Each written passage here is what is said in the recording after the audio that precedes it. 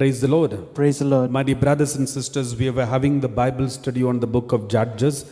We have reached chapter 14, verse 10 onwards. Let's reflect chapter 14, verse 10 onwards. Yesterday we saw about Samson, the temptations of Samson. Now let's read verse. His father went down to the woman, and Samson made a feast there as the young men were accustomed to do. So Samson went to that woman's house and got married, and there was a feast because of the marriage. They were about to get married.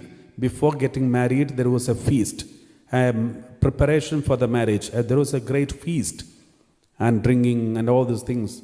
And remember, Samson is not supposed to touch wine, anything, any fruits that's wine, he is not supposed to touch, but he is playing around with the sin. He is around there. So anytime he can commit sin, either this or something else. Anybody who is playing around with sin will fall into sin unexpectedly. Let's read verse 11. When the people saw him, they brought 30 companions to be with him. So they brought 30 companions to be with him. So that is marriage companions. So let's read verse 12.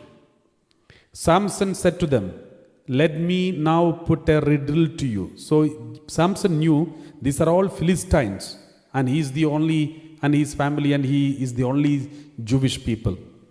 And they are not one or two. They brought 30 people along with them. Though the Philistine leaders are there, and along with them there are 30 other companions. They came for the feast. They may have brought these 30 people, seeing Samson so powerful and strong, so they may have brought these 30 people.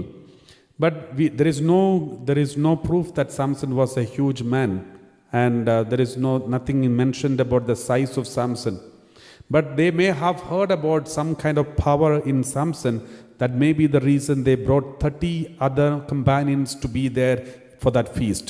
And then suddenly Samson knew these people are planned, and therefore he is giving a riddle to defeat them. Let me now put a riddle to you.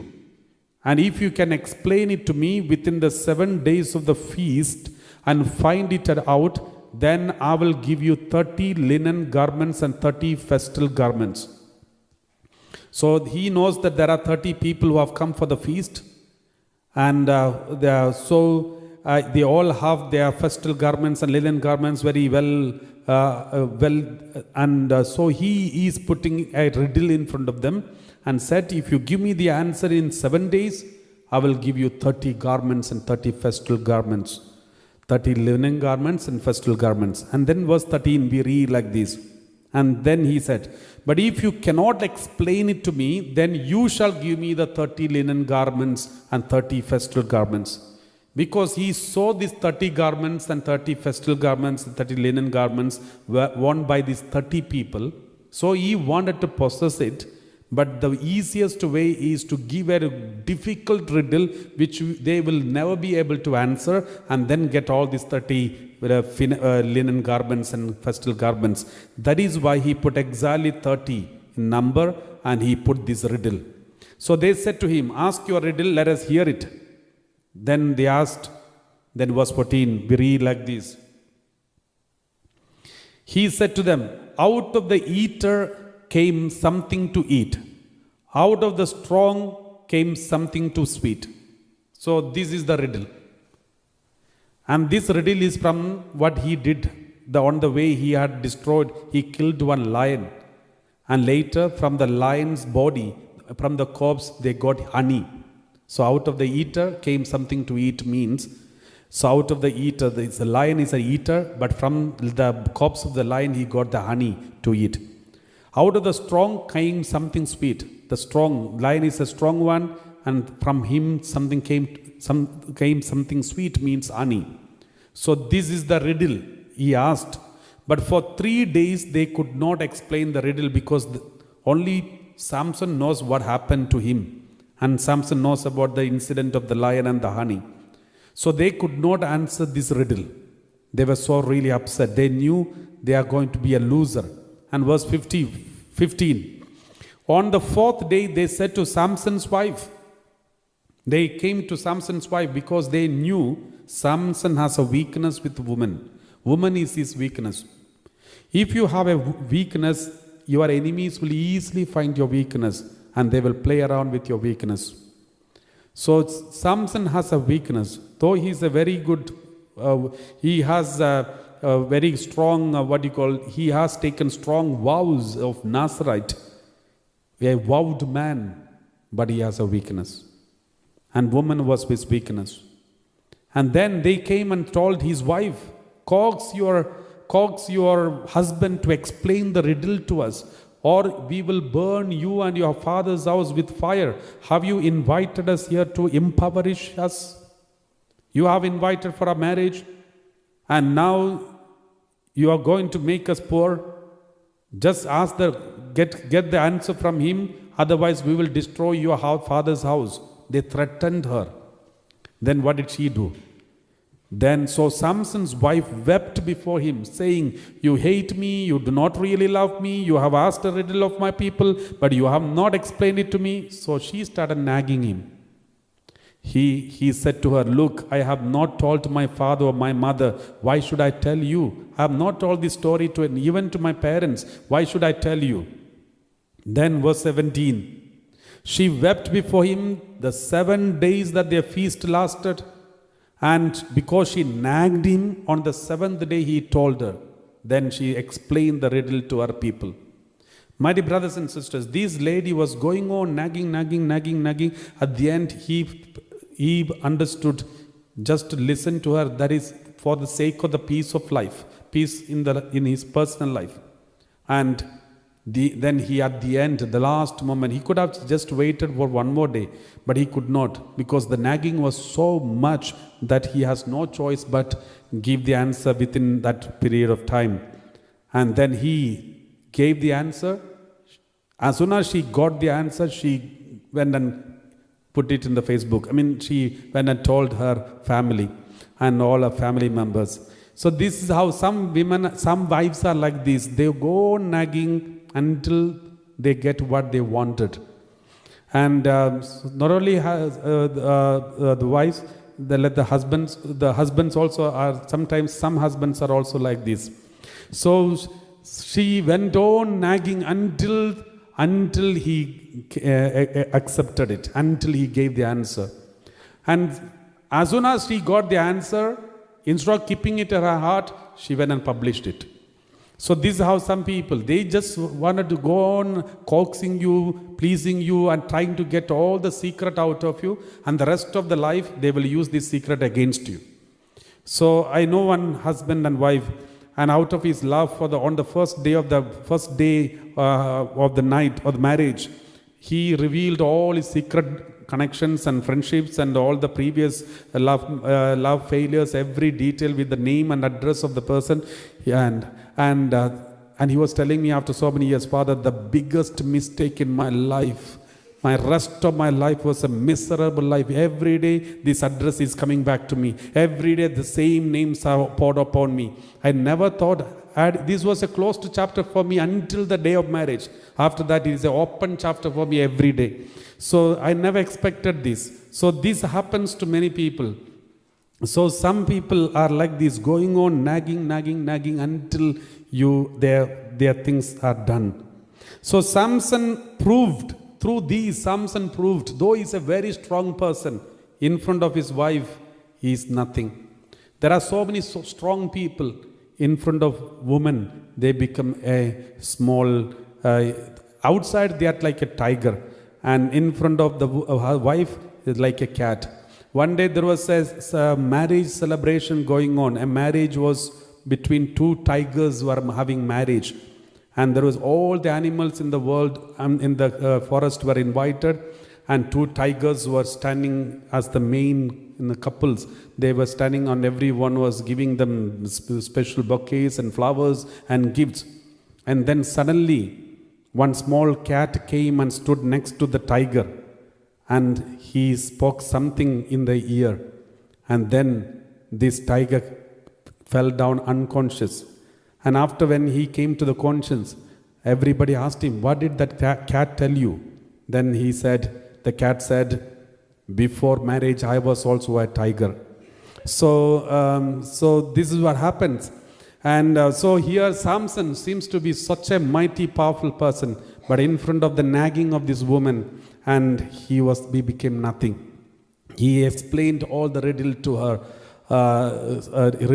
her, and she explained to her the whole people. And let's read verse 18. We read like this. And the men of the town said to him, on the seventh day before the sun went down, they came and said, they as if they got the answer. What is sweeter than honey? What is stronger than lion? That's the answer. And he said to them, if you had not plowed with my heifer, you would not have found out my riddle. He understood his wife betrayed him. So his wife, though he is married now, his wife loved his family more than him. His family, his wife, her parents. It's true that that Philistines came and threatened her. But if she had told this threat in front of her husband, this husband would have protected her and the whole family from these Philistines, because this husband is capable. Many a time, some husbands and wives, they don't disclose their personal struggles to their life partner. They think the husband is good for nothing. They think the wife cannot understand. And therefore, they keep all these tensions and struggles and everything inside their heart, and they carry it alone, thinking that only they can sort it out, and then at the end up in mental hospitals. So here, I remember one day, one lady and one man was in the extreme debt, and where he came for retreat, and he had not told these things to the wife. Then when we asked him, why didn't you tell wife?